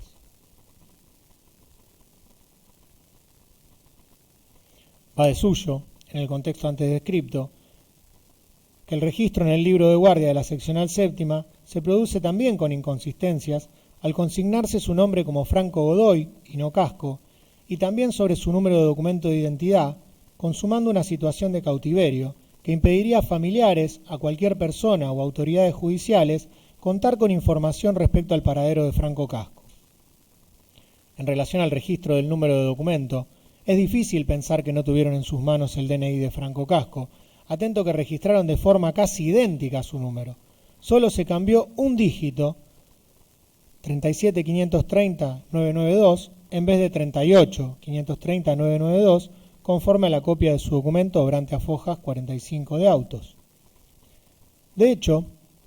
se consignaron datos de mayor complejidad, como su domicilio en Florencio Varela o su fecha de nacimiento, en momentos en que, según el informe médico, se encontraba perdido en tiempo y espacio. Es decir, estaba desorientado, pero tenía lucidez para modificar intencionalmente su apellido, brindar un número erróneo de DNI y facilitar su dirección en Florencio Varela. La versión policial indicaba que Franco se encontraba desorientado en tiempo y espacio, situación que, de ser cierta, le impediría brindar información personal respecto a su dirección con la precisión en la numeración, su fecha de nacimiento y al mismo tiempo especular con brindar el apellido materno y modificar un dígito de su DNI. ¿Con qué finalidad además lo haría? Si era sabedor de que no tenía antecedentes en esta ni en ninguna jurisdicción. Es decir, cambiando o no sus datos, el resultado sería el mismo. No surgiría ningún pedido de captura ni antecedentes penales. Del análisis de este punto se desprende que los datos personales de Franco fueron manipulados y falseados por el personal policial, siempre en procura de otorgar viso de legalidad a la privación ilegítima de libertad y al mismo tiempo evitar un resultado positivo en los informes, ocultar información relevante para la identificación, la búsqueda e impedir dar con el paradero de la víctima.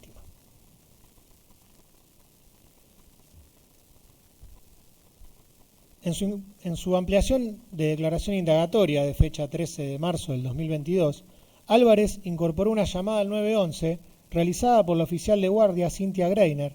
y refirió que es una llamada entre Cynthia Greiner, que era la oficial de guardia de turno en la comisaría cuando a Franco Casco lo detuvimos, y la central de emergencias 911. Tiene importancia no solo por el momento, sino específicamente por el contenido. Esa comunicación se produce cuando Cynthia Greiner, desde la comisaría, llama al 911 para pedir que le ubiquen una calle. La calle que le ubica específicamente cuando llama a Cynthia Greiner,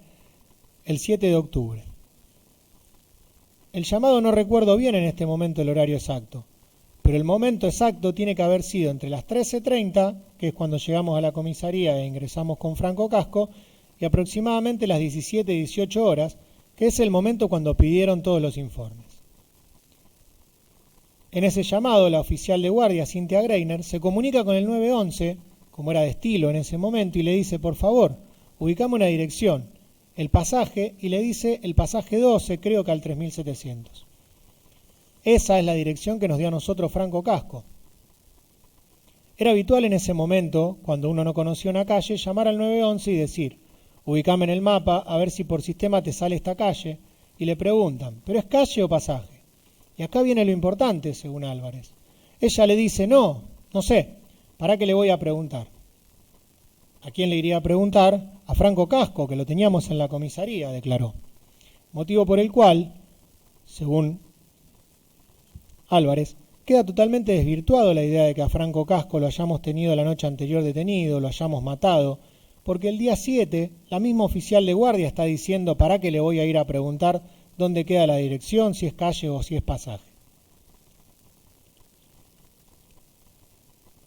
Sin embargo, la relevancia de este tramo de la ampliación de declaración del comisario Álvarez radica en que muestra con claridad cómo operaron a los fines de cumplir con el protocolo policial para el sumario policial, generando informes negativos sobre la base de información falsa. Pues la dirección de Franco estaba claro que correspondía a la ciudad de Florencio Varela, en otra provincia, en Buenos Aires y no a Rosario, como solicitó el agente Greiner al 911, quien contaba con los datos de dirección en las fichas dactiloscópicas, donde dice que la dirección es de Florencio Varela. Queda claro que el llamado es meramente a los fines de dotar de una apariencia real el falso sumario policial del día 7 de octubre. Asimismo, en la anotación del libro de guardia de folio 89, obrante a fojas 213, a las 13:15 se consigna el domicilio calle 2 o 12, no se ve bien, número 3735, Buenos Aires. Y en la propia ampliación del folio 89, inciso 16, consignada en el folio 91, fojas 214, de las 16 horas, se registra el procedimiento, consignándose a fojas 215, el domicilio como calle 12, número 3735. Por lo tanto, incurre en una falsedad el subcomisario Álvarez cuando declara que el agente Greiner desconocía que el domicilio por el cual se consultaba no era de Rosario, ya que para esa altura, aún en la fraguada versión policial de los hechos, existían dos documentos en el sumario policial que acreditaban que el domicilio correspondía a Florencio Varela o Buenos Aires, las fichas dactiloscópicas y el propio libro de guardia, completado por la oficial de guardia. En definitiva, Se ha intentado engañar al tribunal con un relato que contradice la documental elaborada por la propia agente de guardia, el comisario Álvarez, y los dichos de Walter Benítez, quien en su ampliación indagatoria, de fecha 13 de marzo del 2023, declaró que hay dos momentos que yo le saco los datos: cuando ingresó y para las fichas. Nuevamente nos encontramos con una acción tendiente a obtener un resultado negativo, puesto que ya se conocía de antemano que el domicilio no correspondía a la ciudad de Rosario. Luego, el intento vano de fortalecer su coartada en la frase "ahora le pregunto",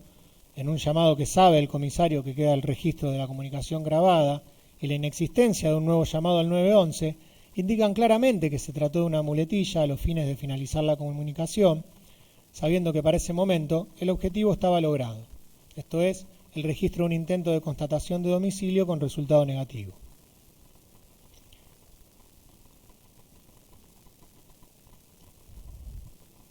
Esta situación de clandestinidad y tardío registro, con una identidad diferente, transforma una detención en cautiverio, atento a la falta de puesta a disposición judicial y la falta de comunicación a la defensa penal pública, quien puede con su intervención controlar la detención desde el momento que se produce y garantizar la defensa e integridad psicofísica de la persona privada de libertad, evitando someter a la víctima a un estado de máxima indefensión producto de su clandestino ingreso a la comisaría y ausencia de contralor de la detención y sus condiciones.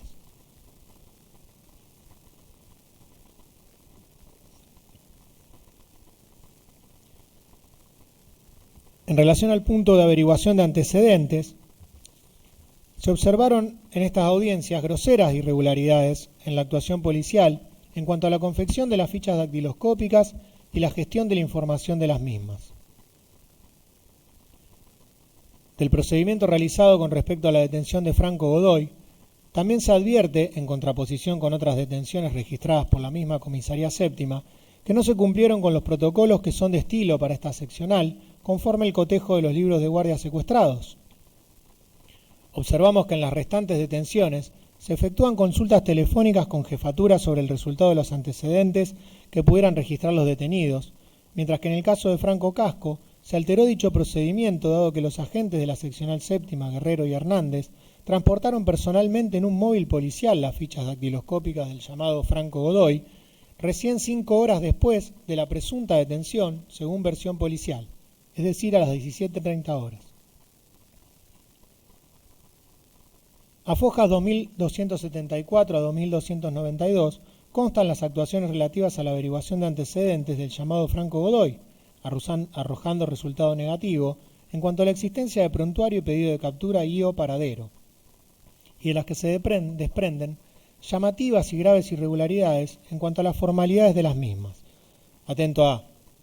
la ausencia de firmas del detenido, el reemplazo de estas por un garabato, el fotocopiado de fichas en vez de aportar juegos con piezas originales. Lo antes expuesto surge con nitidez de la declaración testimonial del perito que realizó la búsqueda dactiloscópica. El agente Gasparini Ray, integrante de la Agencia de Investigación Criminal perteneciente a la sección dactiloscopía, manifestó que lo que hago son pericias dactiloscópicas de las fichas dactilares de comisarías, documentación personal, reidentificación de las libertades, identificación de óbitos, todo lo que respecta a huellas dactilares. Y fue quien trabajó con el registro dactiloscópico de Franco. En este sentido, informó que se clasifica con lupa, se trae el paquete de huellas, se extrae la que interesa, se compara entre 8 y 12 puntos característicos.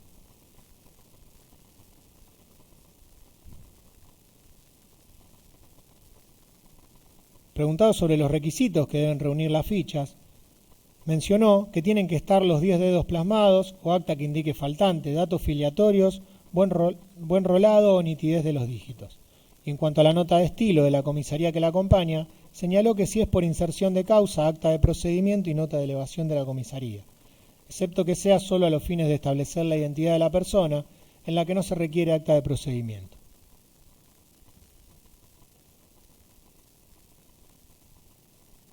En cuanto a la práctica, le fueron exhibidas las fojas 8 del sumario policial, 30 del expediente y 2279 del expediente para su reconocimiento y reconoció su firma. cuanto a la práctica habitual de gestión policial de esta solicitud, refiere que la comisaría llama por teléfono y se le da el resultado. Luego se le da un informe. Por lo que veo, esto debió ser por un cotejo, puse no identificado. Pero las irregularidades quedaron expuestas al ser preguntados sobre la firma obrante en la ficha de Fojas 2279 y en la 30, ante lo cual el deponente respondió que en la de 2279 dice Franco y en la otra debería obrar lo mismo. En la de Fojas 8 hay otra cosa, hay otro garabato, otra firma. Y al ser preguntado sobre si podría explicar esta situación de que son distintas firmas, se sinceró diciendo que la verdad que no lo puedo explicar, porque eso en teoría se hace en la comisaría. O sea, la persona a identificar o el imputado firma en la comisaría. Y continuó, mi firma la encontré solo en la de Fojas 2279. La de Fojas 30 es una fotocopia de ficha, no recepcionamos. La de Fojas 8 sí se podría trabajar, pero yo no la trabajé. En una ficha dice el nombre y en otra dice YOX. A Fojas 31 y 2280 obra el informe de fichas del testigo y la hora en el libro de guardia de la sección de dactiloscopía. Se le exhibió, donde luce copia del libro de guardia y expone acá dice cotejo 21 horas. O sea que es el momento aproximado en el que terminé la pericia.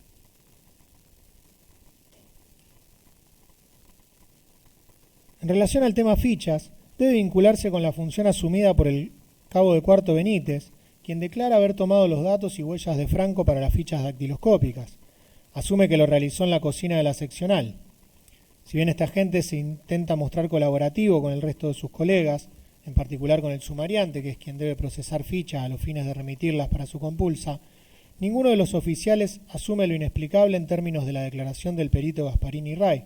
en cuanto a las graves irregularidades de las mismas, la ausencia de firmas, la presencia de garabatos en contraste con la firma del detenido, fichas que dan cuenta de una situación verdaderamente inusual de irregularidades.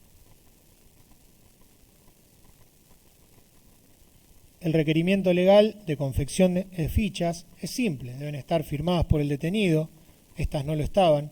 y la razón de esto radica en que esta actuación policial posee un contexto de clandestinidad. Lo único cierto es que solo una de las fichas posee el nombre de Franco, que no era su firma habitual. Ficha que no sabemos en qué horario fue confeccionada, atento que el ingreso de Franco se produjo durante la noche del 6 y el trámite de compulsa de identificación se produjo durante la tarde-noche del 7, sin que para ese momento Franco pudiera firmar el juego de fichas.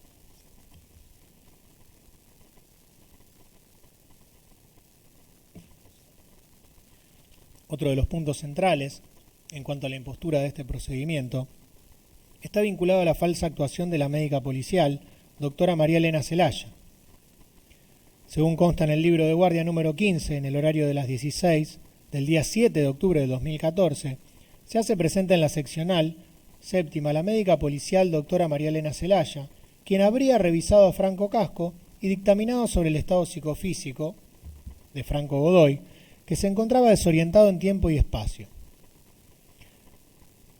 Esto se anota en el libro Memorándum de Guardia de Medicina Legal, con un signo de interrogación al lado de esta frase desorientado en tiempo y espacio, la cual tampoco tiene ninguna explicación. Luego se agrega que tenía una escoriación en el labio en el formulario del informe médico legal de Fojas 267.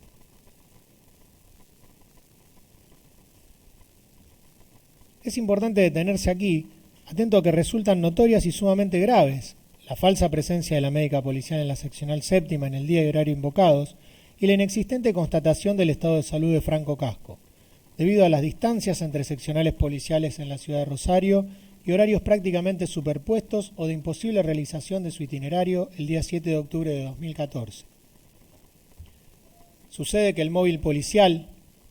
4450, en el que según la versión policial habría arribado la doctora Celaya a la seccional séptima, no posee sistema de geoposicionamiento conforme el informado a Fojas 285. Por tanto, su itinerario se reconstruye mediante un informe obrante a Fojas 406, elaborado por el oficial de Asuntos Internos Carlos Alberto Ríos, a través del cotejo de los libros Memorándum de Guardia de las comisarías en la que consta la presencia de la doctora Celaya. Y sería el siguiente: 1530 seccional 12, 16 horas seccional séptima,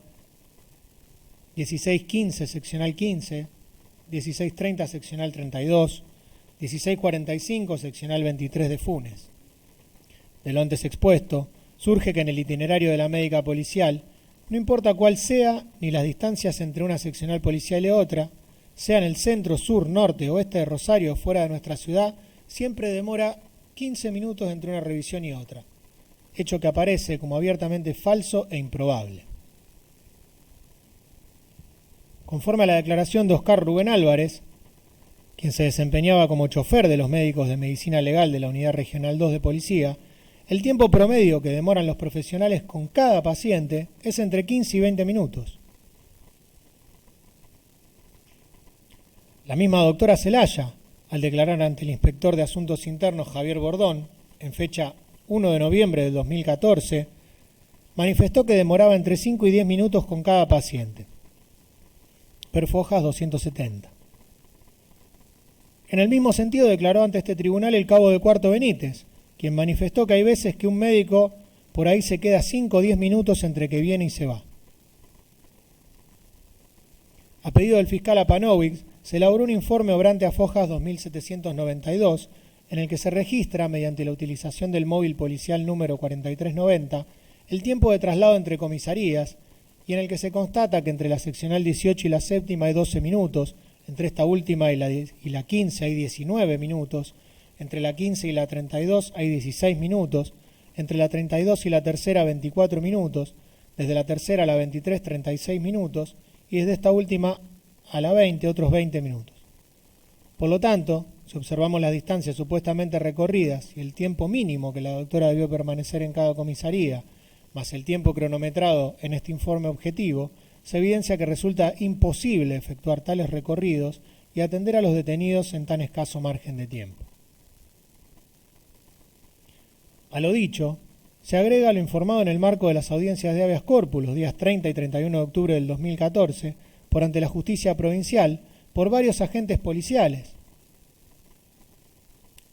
Álvarez dijo que no estuvo presente en el examen médico y no vio a la doctora Celaya en la comisaría séptima. Acosta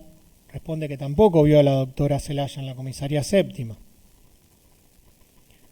Llanola Rocha afirma: no señor, no la vi. Y Giselle también reconoce que no la vio.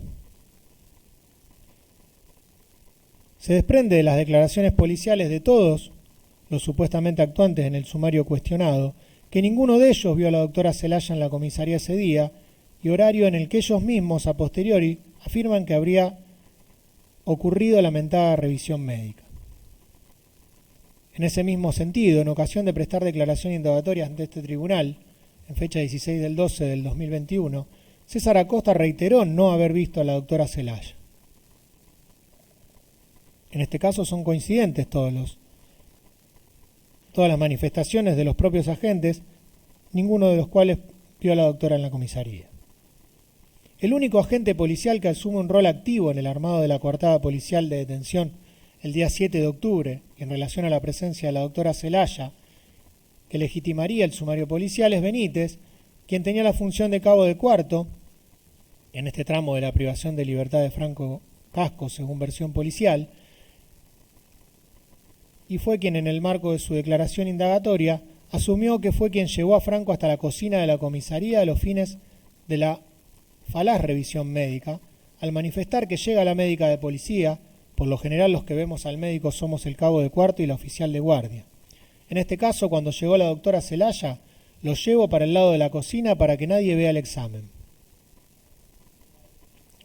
En virtud de lo expuesto, podemos colegir en este tramo que se encuentra acreditado en autos que la doctora Celaya no se constituyó efectivamente en la seccional séptima de policía el día 7 de octubre del año 2014 en el horario de las 16, conclusión que se refuerza por los informes orales vertidos por la propia médica en las audiencias celebradas en sede provincial, donde al ser preguntada sobre el procedimiento a seguir en caso de diagnosticarse una persona desorientada en tiempo y espacio, responde que se debía derivar a un nosocomio para su atención médica, lo que no ocurrió en el caso de Franco Godoy, y sin dejarse constancia en el formulario médico de Fojas 267.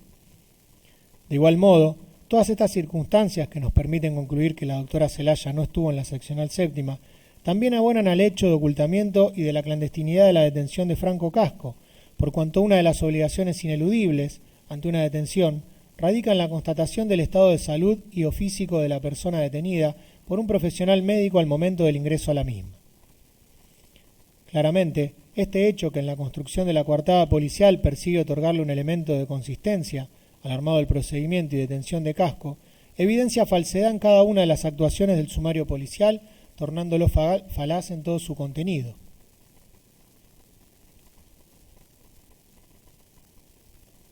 El mismo fiscal Apanovich, en ocasión de deponer como testigo ante este tribunal, al ser consultado en forma concreta sobre cuál era su convicción respecto a la concurrencia o no de la doctora Celaya a la seccional séptima el 7 de octubre del 2014, respondió de manera contundente que no había ido a la comisaría séptima concretamente. Y explicó el testigo cuál fue el razonamiento que lo condujo a esa conclusión en su carácter de fiscal. Fue preguntado si había visto el informe médico y respondió: normalmente tiene que estar en el legajo, en ese caso me parece que no estaba. Justamente a raíz de todo eso fue que se hizo una causa de la investigación de la conducta que había tenido el policial que intervino, que era la doctora Celaya, a partir de que se secuestró el libro que llevaba adelante el personal de medicina legal, y en ese libro se pudo determinar que con escuetos espacios de 10 o 15 minutos había traslado del personal policial a distintos puntos de la ciudad. A raíz de ello,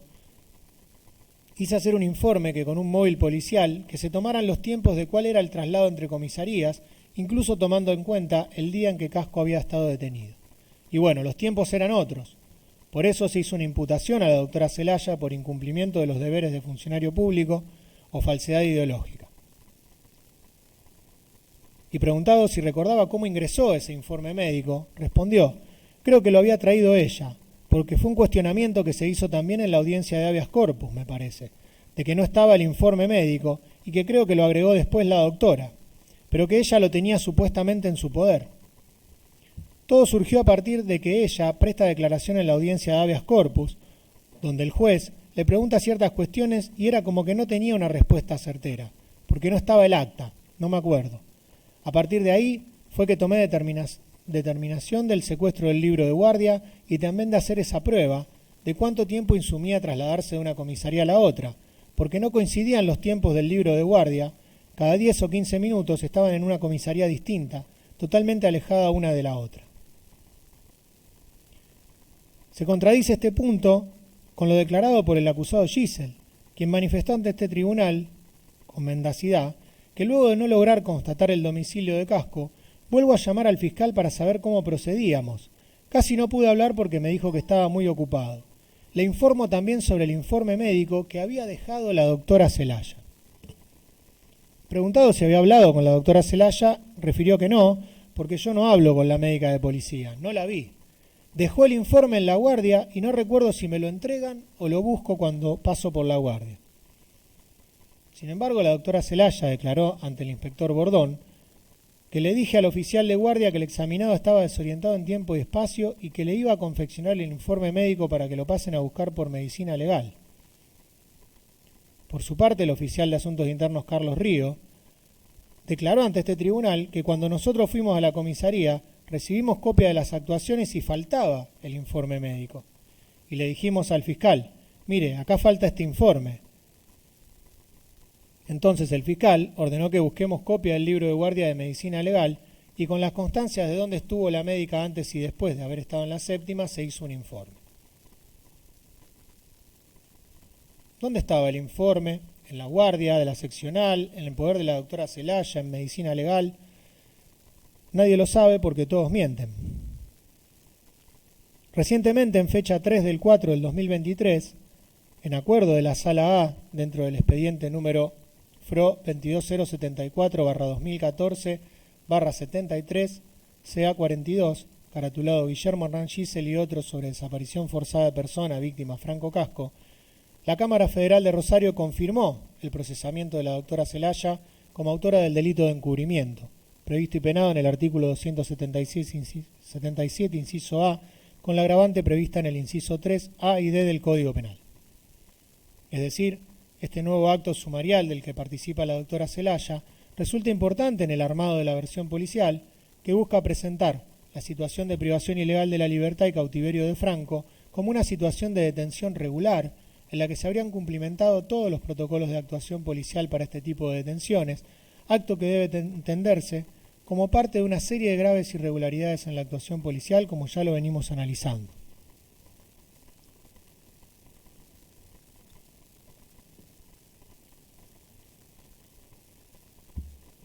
Se observan también estas irregularidades en el encambio o entrega de guardia. De los folios 31 y 32 del libro Memorándum de Guardia número 15, surge que las personas que se encuentran demoradas en el transitorio de las comisarías son anotadas en los traspasos de guardia, y cuando los mismos no están en la comisaría, se anota a qué lugar fueron trasladados. Ejemplo de ello es el caso de Lucas Benítez, quien fue demorado el día 2 de octubre del 2014, del cual surge con claridad que fue mantenido en el transitorio, y cuando el mismo no estuvo en la comisaría, se anotó que fue trasladado a tribunales. Folios 31, 32, 37, 35 y 37 del libro Memorándum de Guardia número 15. Otro ejemplo es el caso de Miguel Ángel Genua, en donde al ser entregada a la guardia se aclara que está demorado y también se especifica que Jesús Ciuponi se encuentra en el transitorio por haberse cosido la boca, siendo apartado del penal. Folios 47 y 48 del libro Memorándum de Guardia número 15. Sobre los casos de traslados, podemos observar en folios 100 y 102 del libro Memorándum de Guardia que se anotan los traslados a tribunales de Holguín y Rivero. Esta práctica fue ratificada además por la oficial Susana Carreño, al deponer ante este tribunal, quien contundentemente explicó que en cada relevo de guardia de tercio, lo que hace el personal ingresante junto con el que va a egresar, uno recibe una lista por libro de guardia de los detenidos y los demorados. Demorados serían las personas que por diferentes circunstancias están demoradas en la comisaría. El personal ingresante, conjuntamente con el personal saliente, tiene que hacer un conteo de los detenidos y los demorados. Esto implica ingresar al penal y pasar una lista de los detenidos para constatar que no haya habido ninguna evasión. Eso se hace con ambos tercios. Obviamente, en un recuento de detenidos, uno se daría cuenta si le falta un detenido, y por ende también se fija en qué estado se encuentra si hay alguna persona en calidad de demorado, lo cual implicaría que si hay algo que no corresponde, el tercio entrante lo habría constatado. También la agente policial Gisela Jiménez declaró en el mismo sentido al decir que se hace un control de penal previo al recibir la guardia. Por su parte, Cristina Riesco ratificó que cada cambio de guardia controla la cantidad de detenidos que hay y se registran los penales. Todo eso. Ahora bien, en el caso de Franco Casco, en la versión policial, en ningún momento se anotó, a los fines de transmitir las novedades, que haya estado demorado en la comisaría, ya que en la coartada policial se produjo el cambio de guardia a las 19:45 de folios 96-97 del libro Memorándum de Guardia número 15,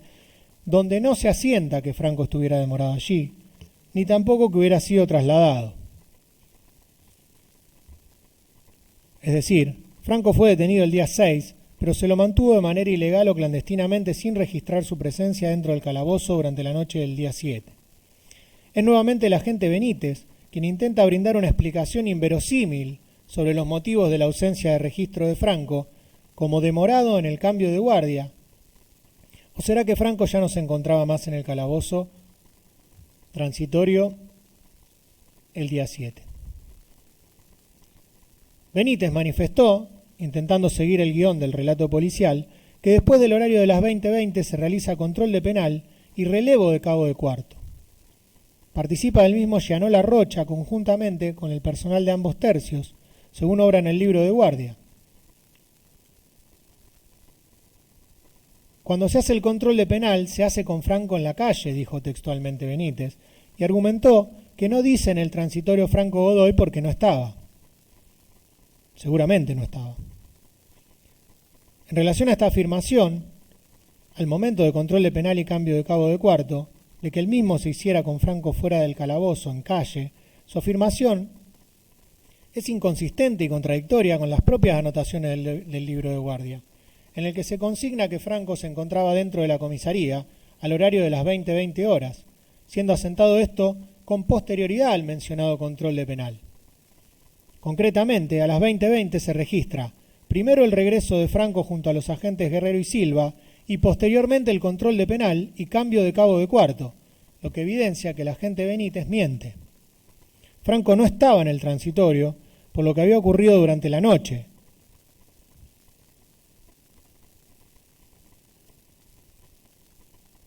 Surge del análisis de los registros referidos y de los libros memorándum que los agentes de la seccional séptima no obraron respecto de Casco, como lo hacen en general con cualquier persona detenida. No actuaron de la manera habitual, por cuanto no registraron el ingreso del mismo a su detención en el transitorio, ni los movimientos de Franco como detenido dentro de la seccional. Procedieron a sobreescribir al margen en el libro de guardia, todo lo cual evidencia que no se registró su ingreso y movimientos el día 6 del 10, y que dentro de la comisaría Casco no se encontraba en la tarde del 7 del 10, al menos no con vida, puesto que los testigos internos refieren que se modificó la dinámica de la seccional el día 7 y que ya no supieron nada más en relación a la persona detenida durante la noche madrugada del 6 y 7 de octubre, por lo que las actuaciones policiales fueron armadas el día posterior a la detención ilegal de Franco con miras a ocultar el hecho delictivo.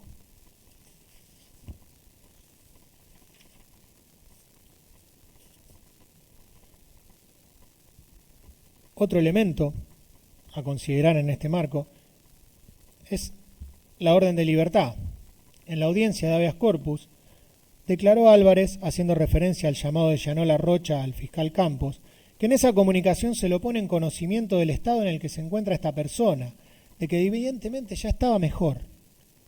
Lo pone en conocimiento de todo lo actuado hasta el momento, que Casco había recuperado parcialmente la razón. Él mismo quería ubicar al personal en el lugar donde vivía. Recuperado parcialmente la razón, evidentemente estaba mejor. Del libro de acta de la comisaría se desprende en folio 99 que a las 22:03:05 horas a Franco Godoy se le hizo entrega de sus pertenencias firmando en conformidad y recupera lo marginado donde dice libertad. Sin embargo, la firma de Franco en el libro de guardia no se produjo, no existe. En el acta sumarial de libertad y conocimiento de derechos surge una firma de Franco Casco, la que confrontada con documentos indubitados, como las partidas de nacimiento de su hijo Tiago o la estampada en el DNI, aparece que está realizada con errores de redacción, contiene tachaduras, además de contener un trazo discontinuo perturbado, no siendo tampoco la firma que usaba habitualmente la víctima, al estar incompleta por cuanto no contiene su apellido. Debe considerarse el gravísimo contexto de violencia institucional que existía en la seccional policial séptima, aquí testimoniado. Los vejámenes y tormentos a los que fue sometido Casco, según el relato de las personas privadas de libertad, en la misma seccional. Contexto en el que es absolutamente posible que cualquier persona sea sometida y obligada a suscribir un documento. Máxime si la persona detenida se encuentra en estado de indefensión absoluta, sin control judicial del arresto ni notificación a la defensa pública, de forma que pueda hacer valer sus derechos. Una vez más aquí, hallamos graves irregularidades, dado que no se dejó constancia si Franco Godoy recuperó su libertad desde la propia seccional, caso en el que debió firmar el libro memorándum de guardia, hecho que no se produjo. En relación a sus pertenencias, no se sabe a qué se refiere, ya que en el acta de procedimiento se afirma que no portaba elementos de valor y solo se registra la vestimenta que llevaba consigo al momento de la detención. No obstante, cuando los agentes construyen el acta de libertad, hacen constar que se le entregan sus pertenencias sin referenciarlas con especificidad. Cabe señalar que en ocasión de prestar declaración testimonial, el señor Rubén Darío Retamar, primo de la víctima, expresó: me dice chau primo, y mis sobrinos me cuentan que agarró la mochila y se estaba yendo. Cuando salgo de la casa ya no lo veo más. Sobre este punto han sido numerosos los testimonios que acreditaron que era regla la firma en el libro de guardia al momento de recuperar la libertad. Susana Carreño señaló ante la pregunta del tribunal sobre si alguna vez instrumentó una orden de libertad que la hacíamos firmar por libro de guardia y se hacía un acta. Si era una persona que estaba procesada, sí había que hacer un acta, pero si no, con la constancia del libro de guardia era más que suficiente. Si era solo un demorado, con la firma del libro de guardia era más que suficiente. En el libro de guardia Se estipulaba por orden de quién y firmaba la persona el libro de guardia. Preguntada por el señor fiscal sobre el trámite que en esa época se realizaba respecto a personas demoradas, dijo: firmaba el libro de guardia cuando se retiraba. Obviamente, para que quede algún registro de que la persona se retiró, tenía que firmar el libro de guardia. Oscar Darío Navarro, quien se encontraba detenido al momento de la aprehensión de Franco, al ser consultado por el tribunal sobre si alguna vez pasó por la guardia y firmó el libro, aseguró que sí, cuando me fui en libertad sí, o sea, cuando te vas, te hacen firmar el libro de guardia. Por averiguación de antecedentes o por lo que sea, te hacen firmar el libro igual. Por ahí caes y te vas con una consulta, ese mismo día te vas. Tenía que firmar unos papeles, la libertad primero y la causa por la que estaba. Y el libro, cuando ya me estaba yendo, buscando las cosas, las pertenencias, sacaban el libro y firmaba. En el mismo sentido, Cristian Maidana aseguró que sí, pero eso lo hacía en la comisaría, no en tribunales ni en jefatura. Ahí en la comisaría, en el momento que te ibas, que te devolvían las pertenencias. Sin embargo, en el caso de Franco, no obra en el libro de guardia su firma. Por último, en relación a este punto, también debemos señalar la ausencia de registro de las consultas realizadas por Ramón Casco, Roque Casco y Elsa Godoy.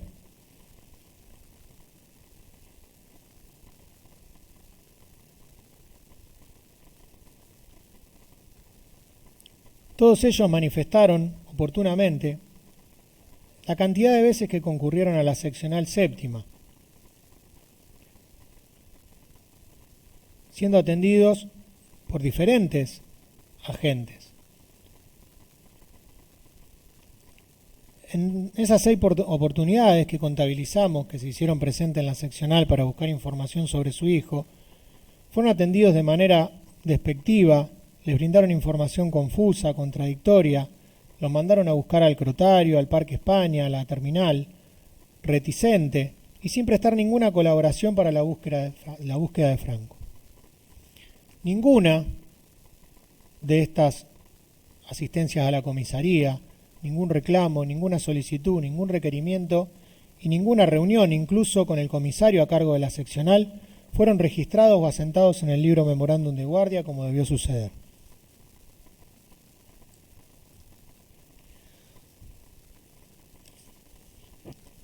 Señor presidente, le voy a solicitar antes de ingresar al próximo punto si podemos un receso de 5 o 10 minutos. Gracias. 15 minutos de receso.